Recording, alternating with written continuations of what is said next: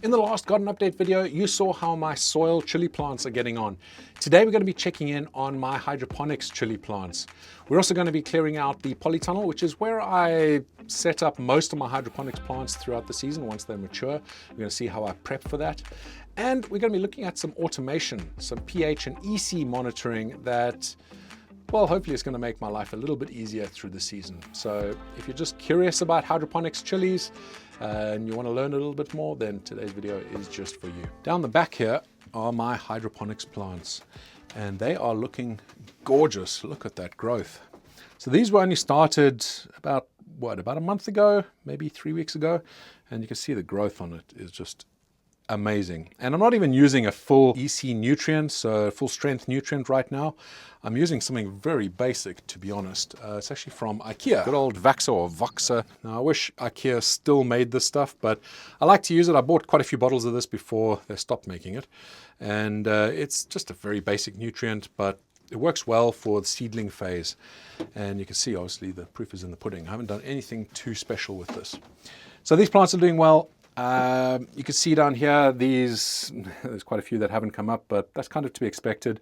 I started some older seeds in there, so just testing something out.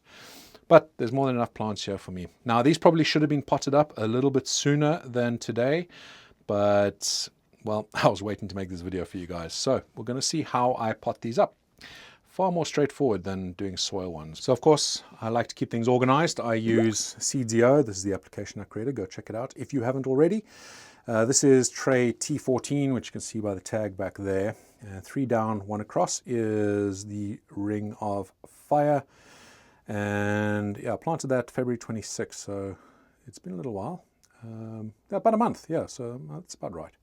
So we're going to pot that up. I'm going to use this NFC tag here, so number 286, and that just keeps things nice and organized. And I'll do that with each one of these.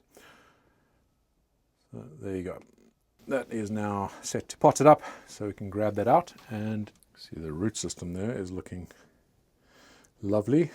And yeah, I think that's just about ready to be potted up. So this really is as simple as what I'm going to show you here. We first need to stick the tag in there just so we know what this is. And then that just slots in there. Yeah, much easier than with soil. Let's just get those roots to go down a little bit better. One thing I don't like about hydroponics is just how much algae growth goes on top of it. It's kind of unavoidable, really. But there, that is ready to go.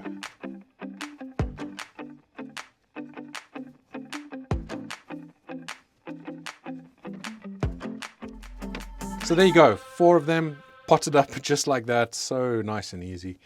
You can see sometimes I've planted 2 seeds in a cell, and all I'm doing is just snipping off the spare, the one that I'm not going to be growing on. There we go. There we have 4 beautiful healthy plants, and these ready to go back into the system. So normally my process when I am taking measurements of my nutrients, I'm looking at EC using something like this. This is very good, and a lot of people use it that are into hydroponics. It's called the truncheon, and it's from Blue Labs, I believe. And this tests for EC, and well, it gives other measurements as well, but basically you're looking at EC. Now, I also use a pH pen as well to test for the pH levels. That's the acidity of the nutrients, because that's hugely important. You want to maintain a nutrient pH of around about 5.5 to 6.5. I normally aim to be at around 6.2. It's a nice one to aim for. But anywhere within that range, you're doing okay, especially when you're talking hydroponics. And when it comes to EC, what I'm aiming for there, early stage of growth up to about 1 EC, especially at very early seedling stage, so what I'm showing you in there. When you start going to vegetative growth, then you can go up to about 2.2 to 2.5 EC. Really depends on the variety you're looking at, and then throughout the rest of the season, all the way up to 3.5. Now, I try to err on the side of caution and go a little bit lower than that, so I'm normally trying to aim below 3. But it really depends on the plant, and you can monitor them and see how they're getting on, but that's normally a good rule of thumb. So this here is a device from a company called Kactoily, and full transparency, they sent this to me for free to test out.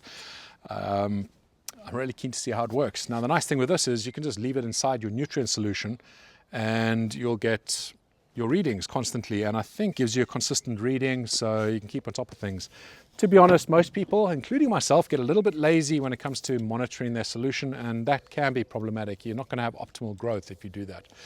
With something like this, hopefully it kicks my butt a little bit and makes me keep track of things a little closer. So let's see what's in the box. It's a 4-in-1 hydroponics Wi-Fi monitor. So obviously, as the name suggests, it's Wi-Fi monitor, so you can use it with an app on your phone, which I like. It means I can remotely check on it. But what I really like about this is it's an all-in-one system. Now, I haven't tested this out, so I actually know nothing about the system. I will be testing it out over the season and seeing how it gets on. See if it's any better than what I'm currently doing or what I have been doing for the last couple of decades. And that is using one of these mainly, which is the Blue Labs truncheon, and that there will test your EC or TDS, parts per million basically. And yeah, we'll see how it gets on. Let's open it up and see what we have inside. So here's a look in the box. We have a couple chargers. Why do we have 2 chargers? So this is obviously what does all the clever stuff, has the Wi-Fi bit in it. It has a USB cable here. Okay, I get it. So this here plugs into the power, and so does this. So these are separate. This doesn't plug directly into this device. That kind of makes sense, I guess. You can have this a bit away from this. That looks a little interesting.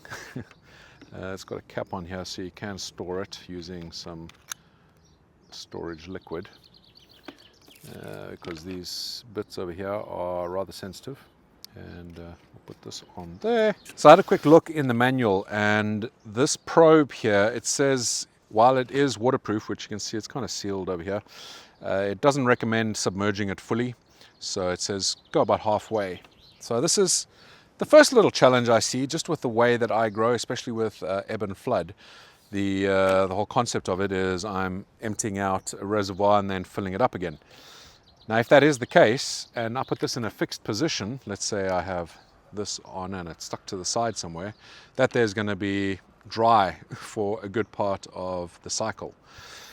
So it looks like there are some other fittings here, so some magnetic fittings, I guess. So you can just stick it on the back here and then magnetically stick it somewhere, so that's quite handy. But yeah, the probe and how that fits, so you have got this.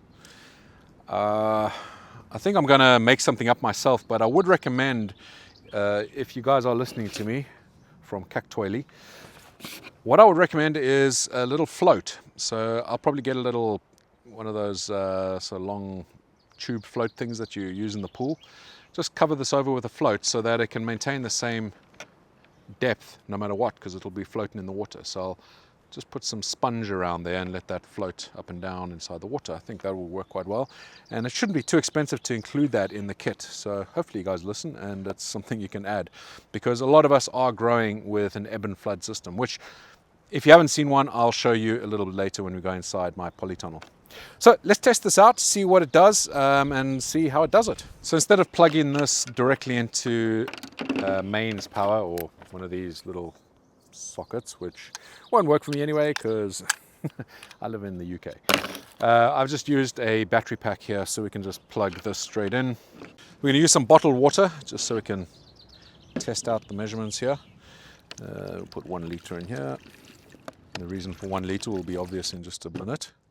So we have 1 liter of bottled water, which I would guess would be around about 7 pH.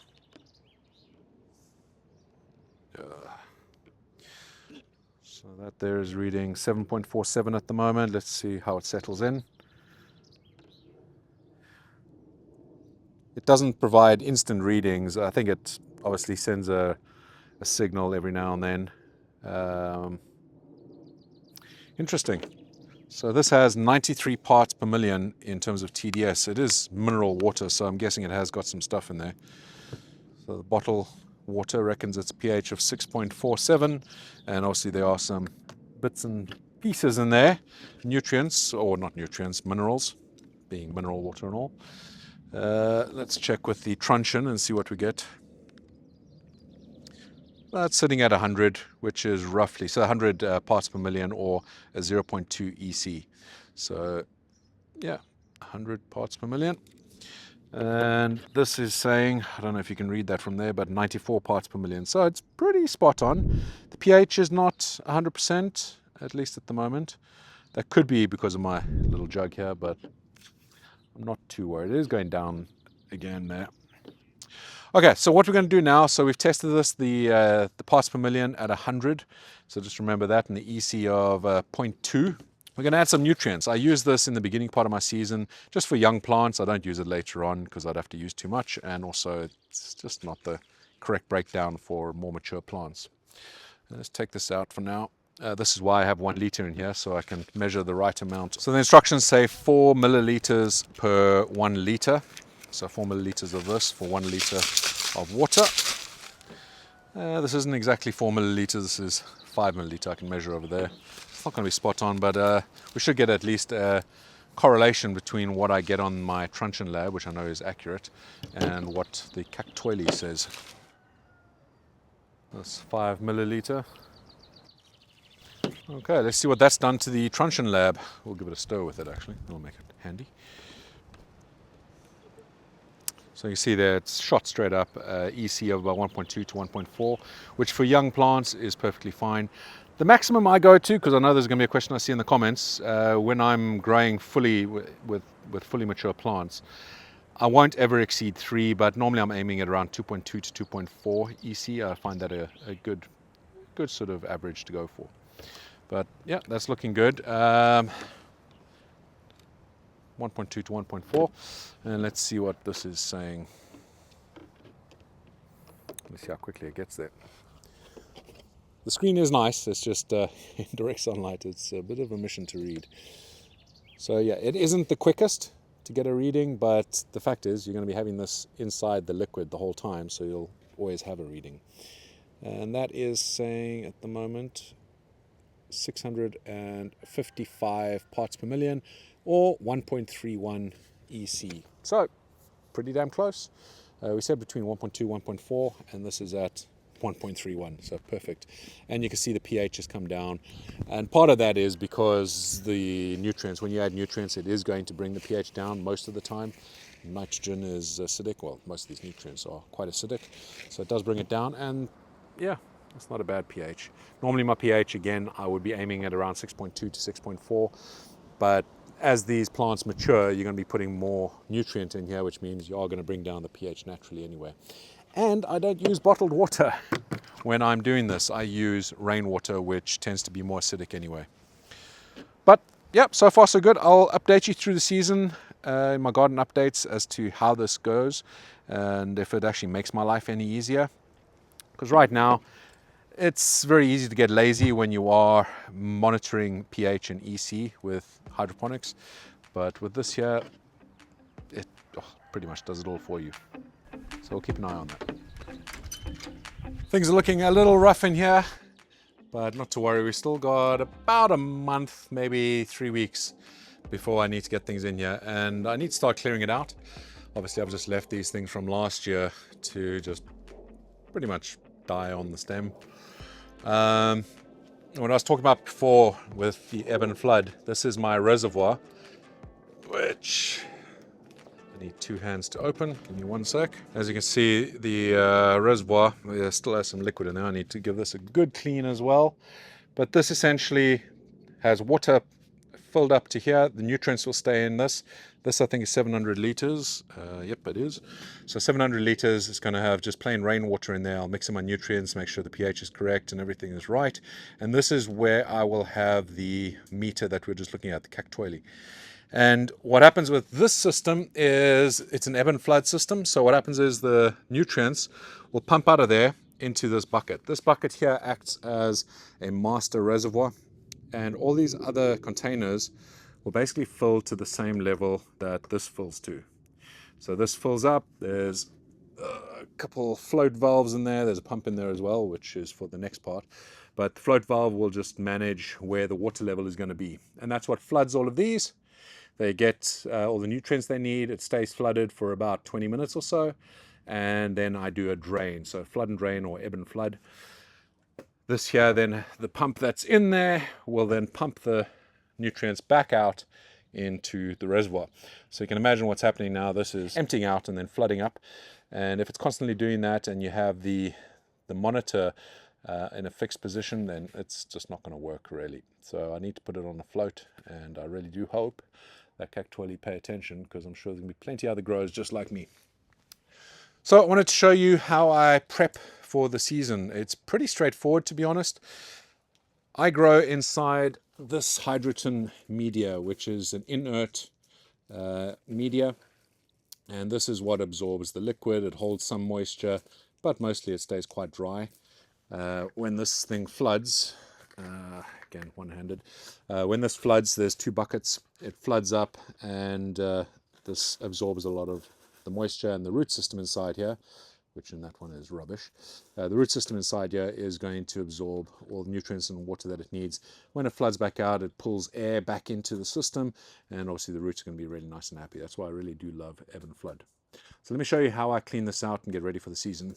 That's done. So this one here has a bit of a bigger root system, so you'll see a bit of a difference to the last one we looked at.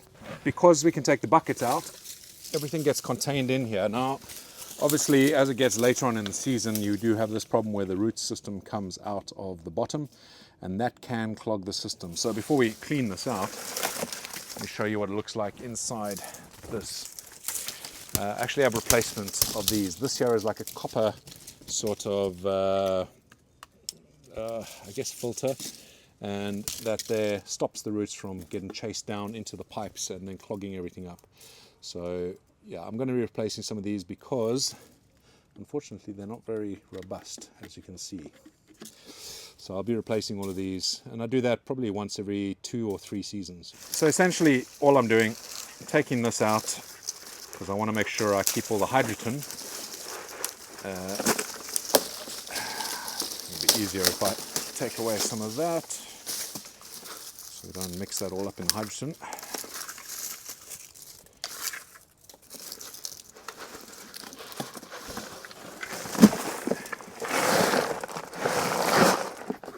That is essentially what we're doing.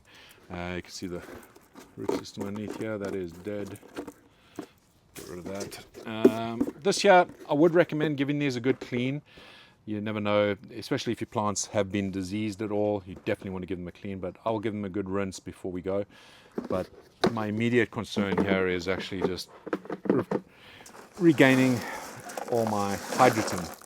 So you can already see most of the hydrogen is in there, but there's still a lot in here. And unfortunately last year, Mrs. ChilliChump helped me out with this, and I didn't quite explain exactly how to do it, and she ended up throwing away a lot of my hydrogen. So all you do, give it a good shake,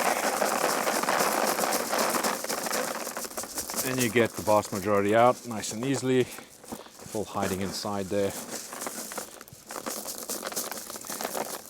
This stuff it's not terribly expensive, but it gets expensive if you're replacing it every single year.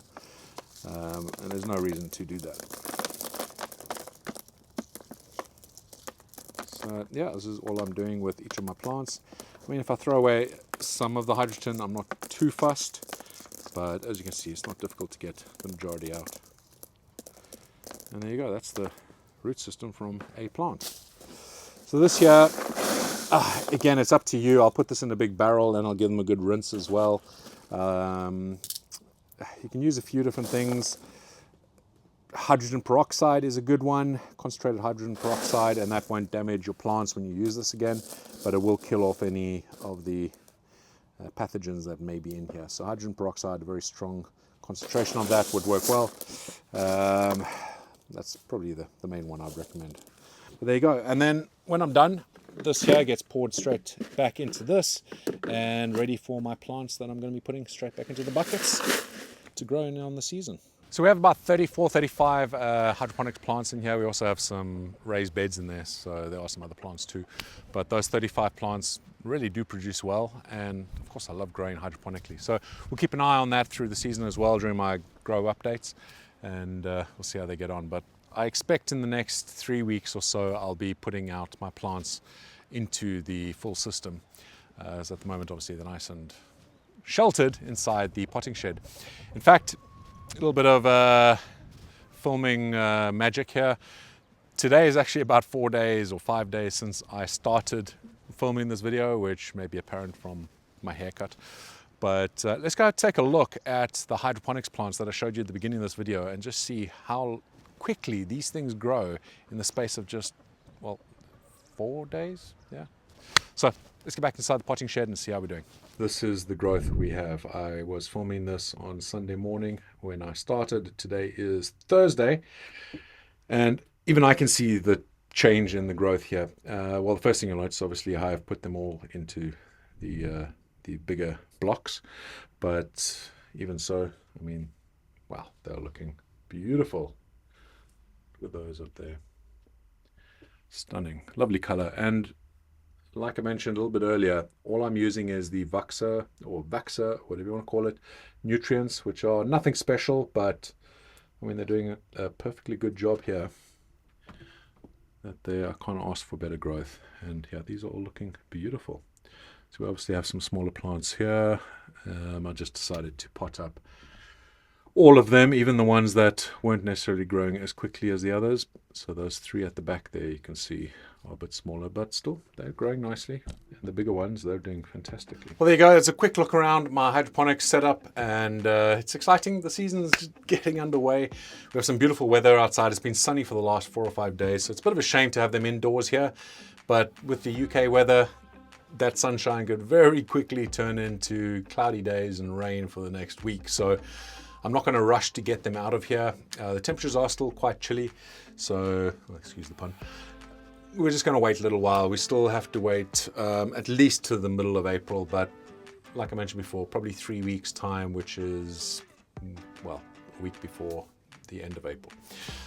All looking good. I'm happy with the progress, and if you have any questions about my setup, ask me down below and I'll do my best to answer. Until the next video, thank you so much for watching, and stay spicy.